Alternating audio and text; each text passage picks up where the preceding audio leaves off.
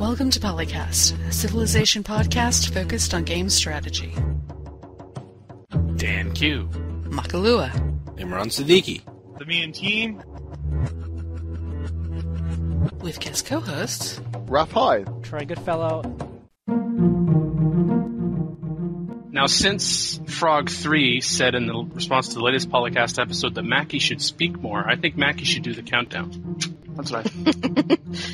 Oh, that works. She doesn't get to hear it. Ha ha. There's always a first time. Oh. No pressure. Oh, you already started the backup, didn't you? Maybe. I thought so. 3, 2, 1, shining.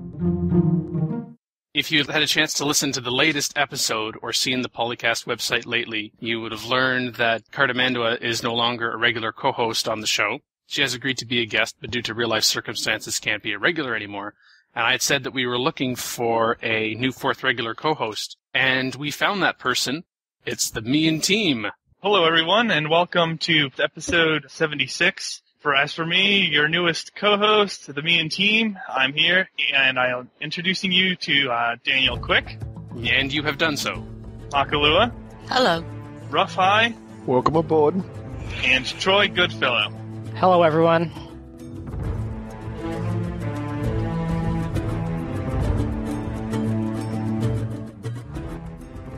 In Forum Talk, we talked about a cute little bug, not, in 3.19 with an infinite tech tree with liberalism and Oracle, about whether you would consider civilization violent, more uses for bomber support, whether Praetorians are overpowered or not, and should attack and defense ratios come back for CivV.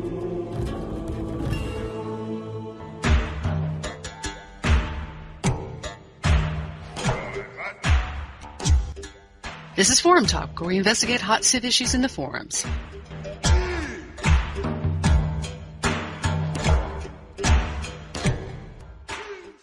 .19 infinite free tech with liberalism. This, unfortunately, as a bug, crossed over into 3.19, and unlike the old one that was passed with 3.19, it lets you basically keep taking free text with liberalism without reloading. You have to time it perfectly by right-clicking and left-clicking the mouse to open the Civvilpedia as you're selecting your free tech. But essentially, that would allow you to go through the entire tech tree with either the Oracle or liberalism. And because it doesn't involve reloads, it's potentially a serious problem in competitive play. Yeah, I saw that mentioned in the Hall of Fame. We've just launched a new Hall of Fame mod, Buffy, and it was mentioned. So I know people are currently looking at it. Not sure about what the fix is, actually. Was this something that was introduced as a result of 3.19, or it just happened to be that after 3.19's release, someone came across it? I wasn't quite clear on that. I don't know if anybody knows for sure whether it was around before 3.19 or not. Like, I've not seen that documented. And actually, I was one of the people who dragged this over to Hall of Fame and the Game of the Month series to call it to their attention immediately. Their staffs actually handled it very well and very quickly, and it's now officially banned in both of those. It could still be a big problem for multiplayer, though, especially if you're not playing with people you know and trust. So how did they ban it? They just said don't do it and wagged their finger at people? Yeah, but they can detect it to an extent, too. Like, for example, Game of the Month asks you to, if you're building the Oracle, to save it before and after you build the Oracle, just to make sure that tech trades are not confused with scraping up some free text and trying to hide it. I think Hall of Fame is a little bit better about it. But, I don't know their detection methods, and that's the way it's supposed to be. You're not supposed to know their detection methods, or else people will find a way to get around them. Yeah. Are they required to do that? Is there some mechanism where if they don't do that, then, you built the Oracle and you didn't document it, so now you're discounted? Or is it more informal than that? It's more informal because even though the game's only been out for a few days, some people, well, not like myself, even though I haven't played it yet, could have already started and finished the game, and there's nothing they could do about that. But I think they will be a little bit more strict about the people who haven't played the game or hadn't played the game yet to that point, and not making the saves. And again, you could just choose not to build Oracle, then you wouldn't need to do it. Yeah, but the Hall of Fame mod, that's what they use for Game of the Month. It does record, or it does have a log of the texts as you discover them. So you see it in the logs, it says you've completed the Oracle. And then if it says you've now discovered 58 techs. It's going to be a bit of a giveaway. Well, yeah. But, the more savvy cheaters will probably just free tech things from the Oracle that they could trade for on that turn. Right, 2 or 3 techs or something. Yeah. Right. It's still an advantage, especially in a format like Hall of Fame or Game of the Month, where every turn counts so much to just suddenly get 3 or 4 techs. My big question is, how do you even discover a bug like this? Well, that's the other thing. Every time I read one of these game-breaking bugs that seems to require some sort of outside-the-box third-brain thinking, I'm wondering, who's the guy clicking both mouse buttons and realizing he can do it forever? And then reporting it. I mean, if you find this bug, don't you keep it to yourself? Well, some geeks are honest geeks. Hey, maybe he was making an honest attempt to make sure that it's balanced so that everyone's aware of the bug rather than just a couple people. And I think it's not surprising that bugs are discovered when you have thousands of people playing something. Someone's going to accidentally click, or maybe he dropped his hand on the mouse or something, and it gave him a free tech, and he could still select free tech. So like, oh, what's this? When you have a lot of people doing it, just the craziest random things could line up to leading them finding out about the bugs.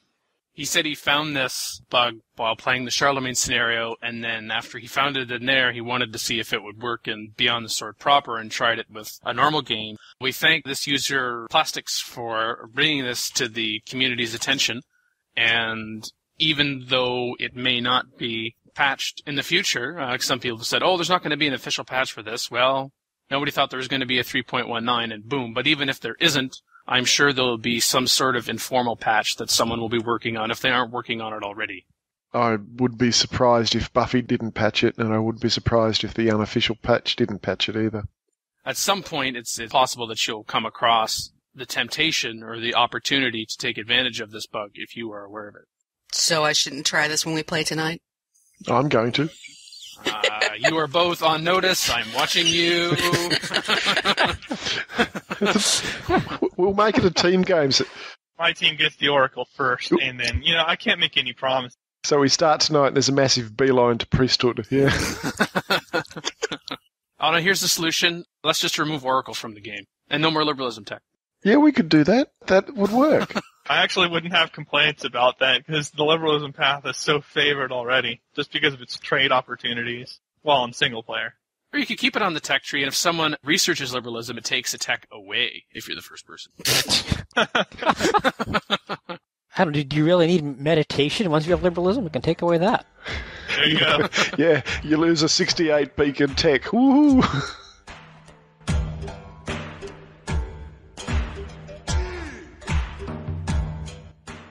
Would you consider civilization quote-unquote violent? As Amy and Beatles says, recently I went with my mom to put Civilization 4 Complete on layaway at Walmart. I noticed a weird buzzer went off and asked, what that was about, and the cashier said it's because you have to be at least 17 to buy the game. It's a good thing that my mom was there, and the irony of it is that the game is supposed to be a present for my 17th birthday, which is on September 3rd. So I've been thinking, would you consider Civilization violent? Sure, there's battles in it, but if you kill someone, they basically just fall down and melt into the ground. Nothing like some games I've seen the 8-year-old neighbor playing. My mom sent me down to get something that they borrowed.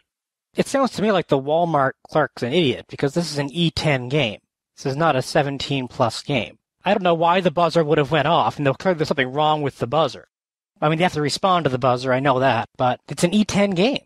Okay, but is Civ 4 violent? That's the question. Yes? No? A little? Yes, it's violent. All relative. Yeah, but it's more in, crap, I don't know how to put it. Well, it's that abstract strategy game violent. Thank you. That's the word I'm looking for. War game violent. I'm not sure that's right. I mean, I would have categorized it as more a strategic violence instead of a tactical violence. Like a tactical violence is a punch in the nose, but a strategic violence is when you cut someone off. How many times has Genghis Khan come and backstabbed you just as you're about to backstab him? Now, that's violent. Yeah, I can see that. I also think abstract, but I think abstract in terms of how it's represented on screen. Yeah, I think I checked that option which says quick combat about on my third day of playing Civ 4, so I haven't actually seen any violence in my wars for decades. Yeah, when you defeat a unit, there's not a bloody mess on that tile or a pile of bodies or something. It just kind of goes, whoop, fades away. Yeah, gone. Unless you're playing, what is it, the Fall from Heaven mod, where they've got blood spray or something? Yeah. Okay, but we're talking about basic Civ 4. We're not Yes. talking about mods. Yeah, people can mod anything they want in. Yes, and unlike a first-person shooter, where the goal is, at least in the process, killing people, killing representations of people, or what have you, in Civ 4 you could go a totally peaceful route, rather by chance or even by design in the game setup. So violence isn't a guarantee, even. Right. In fact, my wife hated the idea of war. The idea of going to war was just completely alien to her when she started playing Civilization. She wanted to be a peaceful, cultural, diplomatic victory spaceship type person. She wanted to be the Federation, I guess, in Star Trek. And then the Russians came knocking on her door, and that went out the window, so her violent energies were channeled. Even if you don't choose violence, violence sometimes chooses you. Yeah, like the Dominion turns up on your doorstep. Yes. The discussion turned even more into that and started getting into discussions of morality and, of course, the fact about it being violent and the impact of violence in computer gaming and video gaming in general on children, and that argument being that a child will try to imitate something that they see in a first-person shooter, which is more of a problem because it's something that was some planning and particular access they could pull off, whereas going for world domination or conquest would be a little bit more difficult for them to practice in real life. I mean, unless their parents are dictators in a third world country, but... It's a little scarier if they successfully attempt the world conquest or domination victory, let's say. I don't know, some people went a little ballistic on Walmart, and of course it makes me wonder if it was just this particular cashier, this particular store, Walmart in general. Dan, you've got to also factor in that this Walmart's in Canada, so it just could be the Canadian angle. She did raise that herself. She says, I'm in Canada, so I'm not sure if that's anything to do with the ESRB. Well, it does. We aren't forced to abide by the rating. Most retailers do so voluntarily anyway, and that's been my experience too. Yeah, it's the same in the U.S. The ESRB has the same regulations in Canada and the U.S. It's voluntary. And most retailers, they've paid more attention to ESRB ratings in the last couple of years. I've been very impressed with even GameStop clerks, for God's sakes, asking good questions of people trying to buy the ESRB products outside of the age range, which I hadn't seen like 5 years ago, but in the last couple of years, I've been quite impressed. But Walmart, I mean, this isn't a specialty store, so they're not going to pay much attention to the ratings, I suspect. They're just going to trust the little beeping buzzer. The first thing that came to my mind when I saw this was, how they stamp these stickers on the boxes? They probably just put the wrong sticker on without realizing it. When the buzzer goes off, the cashier really doesn't have any choice. They're trained now after, how many different 2020 exposés of people selling Grand Theft Auto to 3-year-olds. When the buzzer goes off, they have to ask for ID. I mean, that's part of their training now. If you go to a Walmart, you're not going to see a lot of gamers or tech experts in their media division. They just sell what's on the shelf, by and large. So I don't really want to fault the clerk too much if the buzzer went off. I mean, I think, a mislabeled box probably makes sense. Because this is not a 17-plus game. This is not an M-rated game. If the cashier in this story would like to call into the show and tell... Somehow I'm guessing they don't listen to this.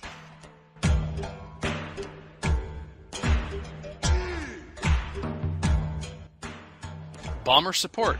For me, it is of interest and it's not of interest, partially because my games usually don't go that long, so I don't often think about this issue, but it's an important issue enough. Some people like to start in later eras, or some people like to do advanced starts in later eras. Or some people just aren't that good. I often get to the oil level. I've actually found that the AI is better at bomber attacks than I am. It seems I always get to that stage, and when I start a war, they fly all these bombers over and just decimate my improvements, and I realise, well, why didn't I do that? At the moment, I'm trying to watch what the AI does and learn from them, which is probably not the right way to do it, but... Well, to me, the most annoying thing about bombers is that they're so easily intercepted, and they come later than fighters. Going back to the flight is the most important tech, whatever, thread. May or may not be true, but when you have fighters, you can have a lot of fighters, like infinite fighters if you are launching them off carriers. Whereas with bombers, you're limited to your cities, and if you're using bombers, then if your opponent is also using their capacity in fighters, you're never going to get through interceptions without using your own naval-based fighters. And if you have enough fighters, they essentially take over that role anyway. It's rare that I find that if there's a good balance that really makes good use of bombers. As a lot of posters pointed out, really the best way to use them is to eat up all the interceptions with something else, usually fighters, and then go through with the bombers. But at what point are you better off just making more fighters? Because you're going to need a mass of them anyway for every single time you try to use your bombers. And to go all the way through radio just to get that, I'm not convinced that they're all that great. They're pretty good when you have a major tech lead, but to get to bombers before they get anything like flight or even other random interception units is pretty rare in my experience when playing a difficulty level that's really at the level that I'm playing at. Yeah, when I get that far, it always seems about the time I start rolling fighters and bombers off the production line, that's about the time they get the SAM infantry. Well, yeah, I mean, it's much easier to get to SAM infantry or even just anti-tanks, which with promotions can intercept 50%. Those come way sooner than flight and definitely sooner than radio and flight put together, and combustion since you need oil. But isn't that the same with all CivV4 units? Like axes become before swords, grenadiers come before riflemen? Oh, yeah, sure. It's pronounced in this case, I guess. I find that the AI tends to cut road links to cities pretty well with bombers and fighters, and hence isolates cities that it then tries to attack, which you can't reinforce quickly. That's one of the things that I've been trying to do, to pick off cities that way. I mean, they still get intercepted, but yeah, you just need a truckload of bombers and fighters. Yeah, I've done that before. I've only done it with the fighters, though. I'm assuming bombers have a slightly higher pillage rate for tile improvements, but fighters are pretty consistent about it, too, actually. The whole carrier-based fighter squad is probably the most typical thing I use there, because that's also good for getting a beachhead when you invade on another continent. Even if they have railroads, you can cut off their ability to reinforce that city, and then you can have your own siege initiative. It's just the AI is stupid, too. It'll move right onto that unroaded tile and just wait for you to just destroy it with siege on the initiative. Yeah, I don't think bombers have any better chance of destroying tile improvements than fighters do. And despite my initial poo-pooing about this later part of the game, to the point where you can build air units, yeah, fighters coming earlier, fighters being cheaper, fighters having a chance to intercept enemy aircraft, I almost always build fighters at the almost, if not complete, exclusion of the bombers, with the exception of, as is already said, considerable tech disparity, where I'm not much farther ahead. Sure, you're going to lose your fighters, but it's less likely that you're going to lose your fighters as compared to your bombers, and I just find that it's a better bang for your hammer. Do we want to talk about the specific suggestions in that thread, which is, let's make it all more complicated? No. No as in you don't want to talk about it, or no, you don't want to make it more complicated? Or you both. Has fighters which he's put on patrol, and then he wants to run bombing runs out of his city, and he wants those patrol fighters to go along with his bombers to provide coverage. I don't see that happening. But I think someone down in the thread talked about his fighter versus fighter battles being resolved first, and said you could actually set that up manually by clicking on a fighter and then right-clicking on a city, and you'll get a fighter v fighter battle, which will hopefully take down the opposition and allow your bombers free reign. Yeah, anytime a ground unit goes, it uses up an interception chance. But fighters can intercept infinitely, but only at full health. So if you damage the enemy fighters or destroy them, then they can't intercept you. And you can just do those battles first until it's either, the enemy fighters are so weak that they can't intercept you, or they're just not there anymore. Then you can go in with your bombers, or even if the interception chance is really low. But I don't know about the patrol and then go in there. That's at a tactical level. That'd be the same thing as like taking your mounted units in the early game and flanking them manually, like it was an RTS or something, as opposed to more like traditional Civ. To be honest, I don't mind the fighter-bomber situation at the moment. Effectively, it's saying that you need to control the skies, which everybody knows from actual battles is pretty much true. That's if you want to use bombers. Well, how else? Okay, if you don't use bombers, how are you going to bombard city defences down to zero before you send in your troops? Or are you not going to do that and just have high casualties? Well, what I usually do is just have rows of infantry and artillery with a couple anti-tanks thrown in. We get the job done very easily. And one tile at a time, or stepping into the opposition's territory? Yeah, but I don't really stop to heal ever, because you have a large stack. So after you bombard and take a city, the guys who don't attack can sit there and heal for a turn. And if you have a good medic unit, essentially you're on a forced march through their territory without ever stopping. And it was mentioned about having, just to tie it to an earlier part of this conversation, carriers with fighters on them. And you could also think, it was you who pointed out in the thread, Tim, about forts being able to carry. Yeah, I think forts can carry 4 fighters or 4 airborne units as well. Yep. And I played a game, we put down a city that had enough food to live, but it had like 5 or 6 desert tiles around it. And I was thinking, what am I going to do with all these desert tiles? Lo and behold, I throw up forts, and this one city, I can have something like, 24 fighters or 24 bombers just sitting there. It was pretty powerful. You just got to make sure that if you've got 4 fighters in a fort, they can just turn up, sit on the fort, and you just lose 4 fighters just like that. So stick some sort of ground unit to provide some sort of protection. That's especially true if you're using friendly civilizations as basis for air units, too. Yeah. Because you can do that, and it's often very effective, but you don't want to just leave them there, especially if they have open borders. Your enemy has open borders. They'll just walk in there from any distance without any trouble and kill all your fighters. But if they have close borders, then it's just hilarious, because they can't even go in there. I was in a situation with that in another play-by-email game, and I ended up talking the guy into opening borders, and then I was able to kill off, I think, 4 fighters with an archer. I posted that in funny pictures. It was really funny. Your archer has defeated a fighter. Not just one, either. Took out an army of fighters.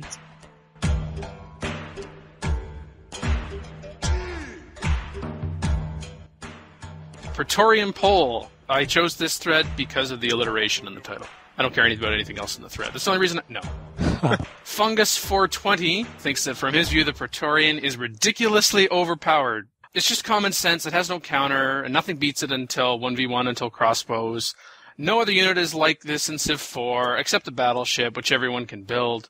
But there seems to be a big debate on this, so I wanted to know the opinions of others.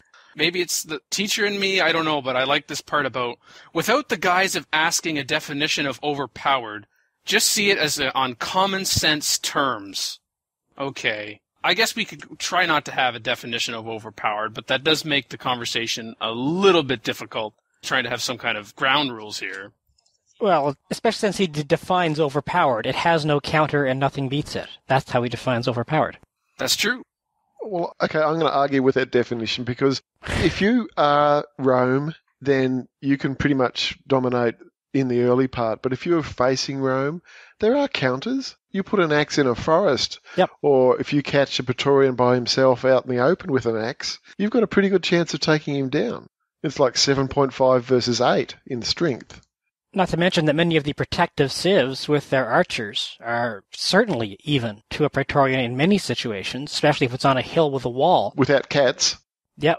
The Native Americans with a totem pole and archers on a hill behind a wall, it'll take quite a few Praetorians to do some damage.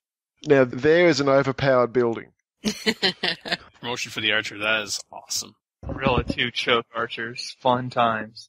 So, certain civs have counters in certain situations. Is the Praetorian very strong? Yeah. A lot of other units have been nerfed. Cossack was overpowered, and it was nerfed. The Praetorian has somehow escaped any weakening, but you can find a way around it. A lot of it is using the terrain you have and making sure the Romans don't get iron.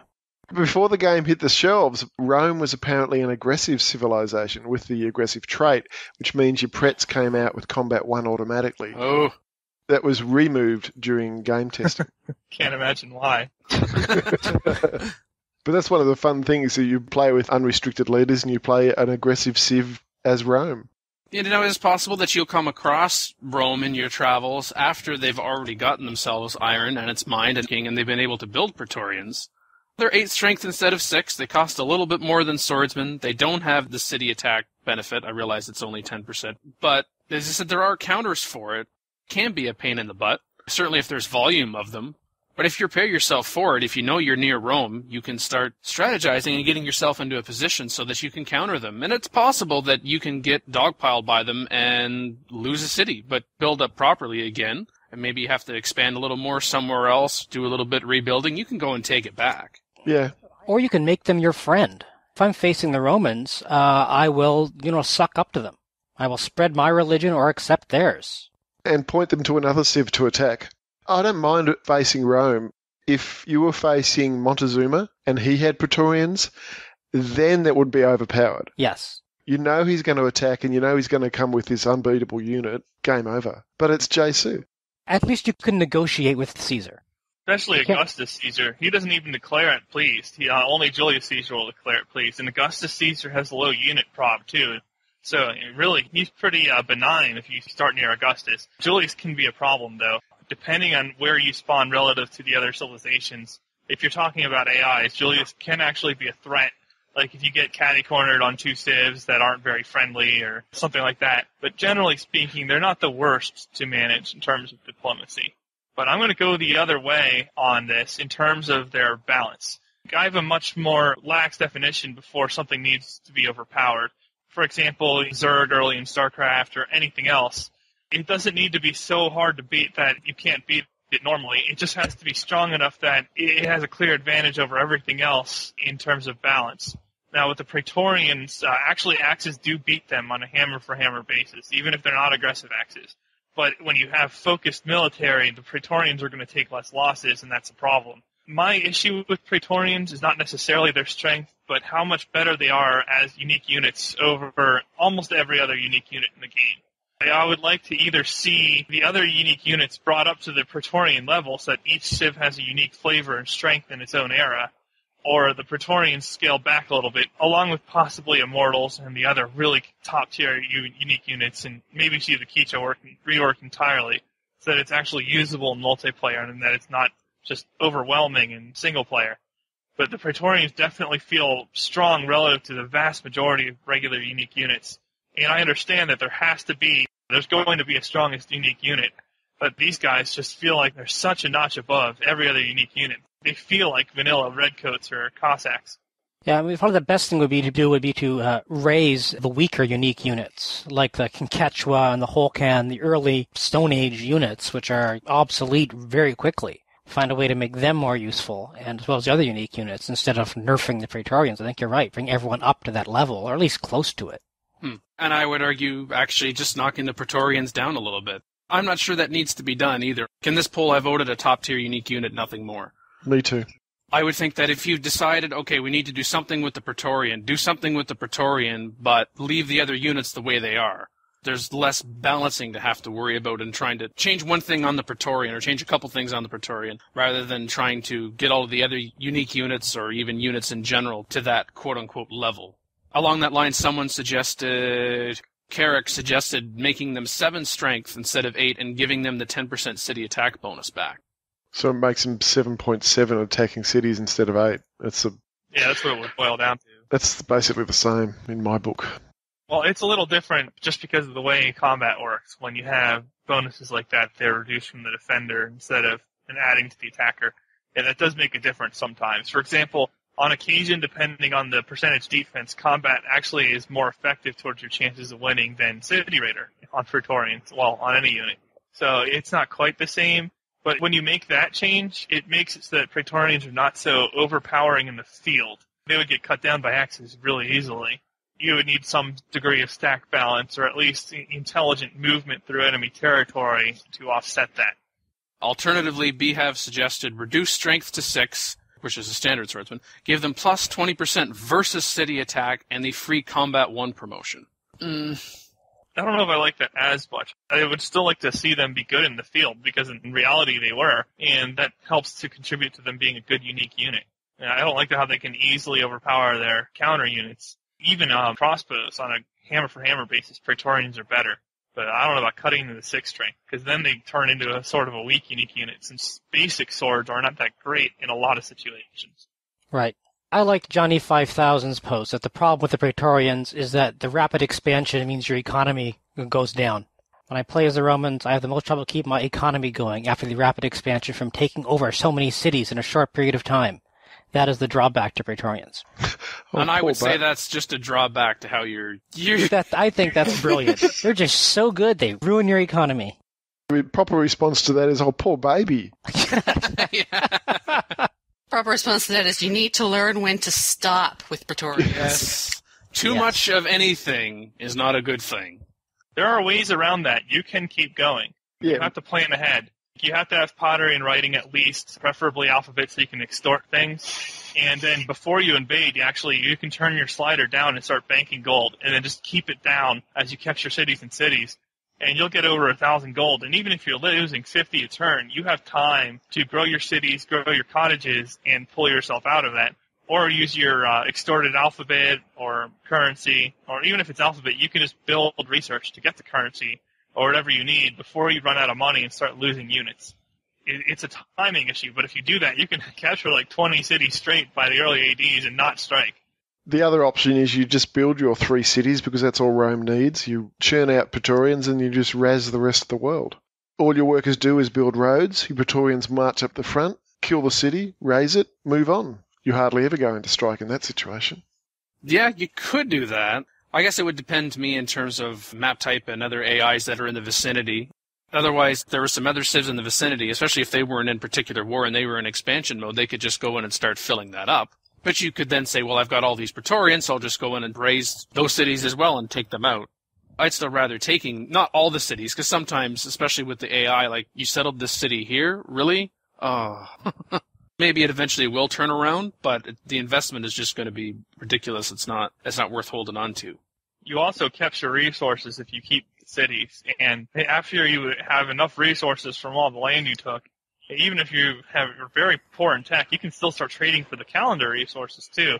Just because you have a lot of extra corns or fish or whatever it is after you killed off a couple civs. And you can get your happiness cap up pretty good without having access to any text that would help that normally, just because you have a ton of cities and you either have the extra resources yourself or you can trade with them with somebody if you're not invading in the immediate future.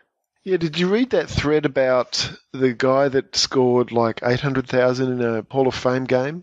It was a mortal large map. He played as Rome and basically went on a blitz at the beginning. And the way he did not crash his economy was by selling all of his resources to all of the other AIs for gold.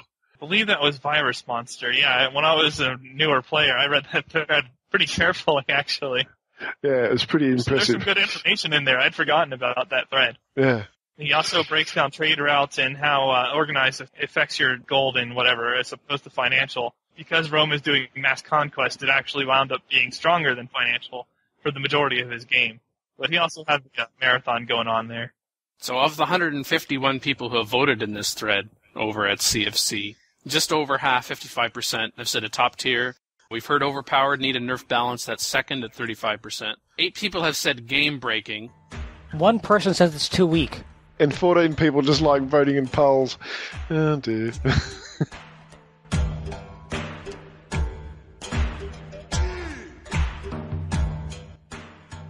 Should attack and defense ratios be used in Civ 5? Game Master 77. So, I said yes. Separate attack and defense bonuses should be used.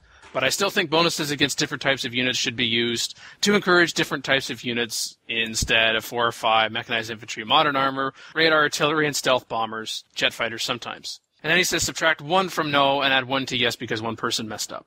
I find it interesting that you chose modern era units in your description, maybe your later age starter and or an advanced starter and combination thereof. So far in this poll, no is winning 12 to 11, and I put myself in the no category. I voted no. Civ 3, from memory, had attack and defense, and it was just too confusing. All the civs had attack and defense until Civ 4. Well, yeah, when they launched Civ 4, it was one of the things, no more attack and defense. We've now rationalized the system, and there's only one strength, and away we go. Yeah, in Civ 3, you had a vertical health bar that accompanied every unit in the game, and the length of the bar indicated the overall health of the unit, and it was separated into segments, and you had conscripts and regulars and veterans and elites, where each combat round had a chance of inflicting a single hit point loss on a unit, which is simply a probability based on the relative attack and defense strengths of the combatants.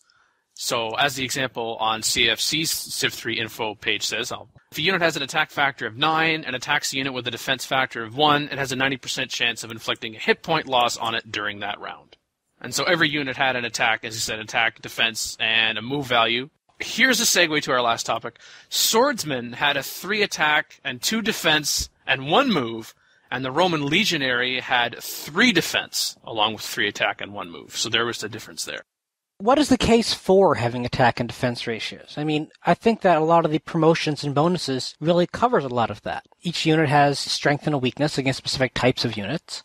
You can customize against the units you think you're up. If you're facing gunpowder units, you take the pinch thing. If you're facing siege weapons, you take the anti-siege thing, which I think is much more intuitive and allows you to customize a little bit better. What's the argument in favor of defense ratings, except that it goes back to a traditional mode? Because it's a very close poll. Clearly some people think that's a good idea. Yes, now admittedly with 12 to 11, not many people have voted, but yeah, I think that percentage it could be consistent even if more people voted in the poll in terms of the opinion on this. But well, it's apparently now 13 to 11. Oh, did you just go in and vote Mackie? Okay, thanks. Yes. No more attack defense. I mean, that's what they did with the promotions, effectively. They still have attack defense arbitrage, but they've done it through the promotions. I mean, if you've got a swordsman at City Raider 3, he's not strength 6, he's effectively strength 12. But when he's defending, he's strength 6. They also have the built-in abilities for the archers and longbows, where they have implicit city defense. Yep, they're extra strong defending, not so strong attacking. Kamikaze was one of the people who voted yes and argued it would definitely help with the whole promotions problem and would lead to a more diversified army, quote unquote. That was the first sentence. I guess the promotions problem refers to another thread or something. What's the problem? What promotion problem? He didn't link to it. It's not referenced, so I don't know. I'm not going to comment. More diversified army? Yeah, I was thinking, no, don't you mean would lead to a less diversified army? Yeah, our armies are pretty diversified right now. If you've got 2 archers and you promote one down the combat line, it's equally strong attack and defense. But if you promote one down, say, the city defense line, it's obviously a defending unit. So you've got effectively 2 archers, which are now actually 2 different units. Yeah, with all the different combinations of promotions you can do, you have a pretty diverse army, and not having to think about, oh, is this going to add to the defenses or is it going to add to the attack? And I like the unified strength number. Yeah, it's much easier to add depth to the combat system when using promotions as opposed to attack and defenses. Because if you were to use the attack and defense ratios, then you would need to build different kinds of archers, ultimately. You would need to build like a combat archer and city garrison archer, and you could call them different things or what have you. But it would add a lot of clutter to the game needlessly, I think. Now, the one thing I can say against promotions is that maybe they shouldn't be allowed to be used in enemy territory to heal. Because that's really abusive. I do that a lot. But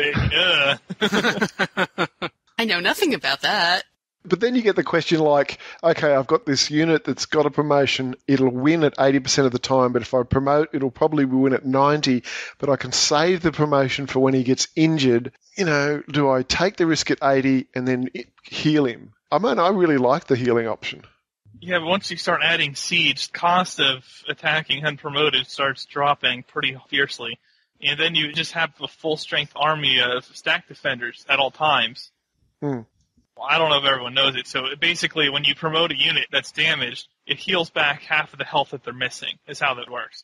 So if you have 2 promotions, you can actually get pretty close to full health in a lot of cases. If you have like a 1 to 2 or less % chance of winning that changes between promotions, it's a pretty big draw. Your likelihood of getting damaged is much higher than your likelihood of winning the battle. As for the diversified army part, the next sentence, Kamikaze says, I think this should come in combination with a wider array of units to choose from. So that is consistent with his part about wanting to go back to attack defense, because as was said, you can have a diversified army not only in the types of units, so not just, melee, mounted, and siege, but you've also got diversity in individual units with the promotion line. But if you don't do that, then to get those otherwise, to have those options, then you have to have more units, a wider array of units, and I don't think we need more units. No, let's not do that. The other thing I like about the promotion angle instead of the attack defense is you can make promotions, like if you go from a melee unit to a gunpowder unit, straight away you've made all those units that you've been fighting with anti-melee promotion, you've made that promotion worthless. You could attack with a mace and they had plus 25% against you, but you turn around and attack with a musketman, plus 1 strength, goes from 8 to 9, but now that plus 25 defending against a melee unit, that promotion just goes away. I suppose what I'm saying is I like the ability to invalidate a whole lot of AI's promotions. Yeah, Trononian. I like the current system, seems more realistic. It leads to a more combined arms approach. Yes. But Game Master 77 says, I don't think so. This prevents people from attacking a city, capturing it, moving in, and keeping it. You then have to bring defenders also. Yes, exactly. Your more diversified Basic army. Tactics. Oh, no. Leaving units you need to heal in that city. That's another one. You mean I have to build longbows? So who builds longbows? Oh, I can't have an Uber unit that does anything and everything in every possible situation? Sure you can. Praetorian. No. So he says, if both are used, it would encourage more units, so you have defensive units of every type and offensive units of every type. That's... Why would I have to have more of every type? I like having the diversity, but I don't have to bring everything but the kitchen sink, and I can't just have one type of unit most of the time. So, I don't know which way this guy's going. Actually, that was the most frequent discussion, was between the username that starts with T, GameMaster77, and they go back and forth. I mentioned the spear is a spear, whether you're attacking or defending, it still functions the same. No, that's not right. No, I don't agree either. And then GameMaster77 says, when a spear is defending, it would keep its shield close to its body, and jab as the enemy comes near. When attacking, it would charge, keeping the shield at a distance, most likely using the spear as a lance-type weapon. And the response to that was, individually, but Civ is on a much larger scale. A unit of spears serves the same purpose when attacking as it does when defending. No. Exactly, but it's true that when you have armies of spears, it functions very differently from one person with a spear. Because you would just get rows of those, and part of their advantage was the fact that people standing behind the very front row could still strike the enemy in spear formations. And it was very difficult to actually break into them. It's not identical if they're moving forward versus not moving. It's very difficult to ride through a lot of spears unless you're Gandalf the White in the Two Towers when he steams down that hill into the orcs. Well, I mean, when you have magic, sure. When you have magic, basic strategy's out the window. That's probably also for Fall from Heaven rather than basic Civ 1. And the thing is that the comment about a unit of spears serves the same purpose when attacking as it does when defending, that comment came from the person who likes the current system. So I found myself agreeing with, yes, I like the current system too, but I found disagreeing with points that he was making, which was kind of interesting. The other thing he doesn't point out is, are they attacking or defending against tanks? Yeah, because then all bets are off. This had to get mentioned. So then Kamikaze, who was the person who said, no, we should go back to attack defense. At least their discussion has ended with, I think there's a general assumption that a unit comprises both the offensive and defensive aspects of what would normally comprise a military unit. But still, some units are always going to be stronger in attack than in defense, so this should probably be represented. But it is! That is. Yes, it is. Calling today. In North America, the number is 301-637-7659. That's 301-637-POLY. In Europe, 44-121-288-7659. That's 44-121-288-POLY. You can Skype us at the PolyCast. Or email us at thepolycast@gmail.com. The only thing worse than being talked about is not being talked about. For more information on PolyCast, our sibling shows Modcast and Revcast, or about PolyCast in general, log on to the series' official website at thepolycast.net.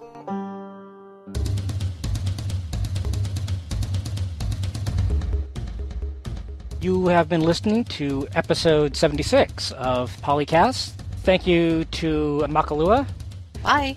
Philip Bellew. Crashing the co-host panel at last. Tim Ruffy Pratt. Thanks, guys. It was fun. Daniel Quick, the host and maestro. Yes, I do thank me. And I am Troy Goodfellow, and I was happy to be here today. If you were invited to come back onto the show, would you? Wow, that's... That was a question. Troy, that was a question. Well, yes. What was the question?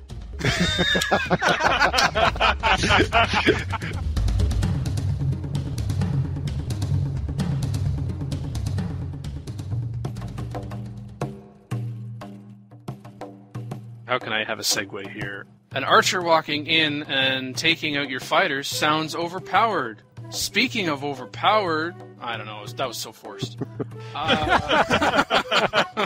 Really, Dan? I couldn't tell that was forced. Not me, I'm investing in culture. You know who we're declaring war on next? Or we could just say the entire game is overpowered and nobody should play it. Well, it is. I mean, it's so much better than so many other games that it's just not fair. I don't know what to say at this point, to be honest. Welcome to the show. Record date? August 22nd, 2009. Civilization 4, Warlords and Beyond the Sword sound clips, copyright Take-Two Interactive. Copyright 2009, civilized communication at civcom.net.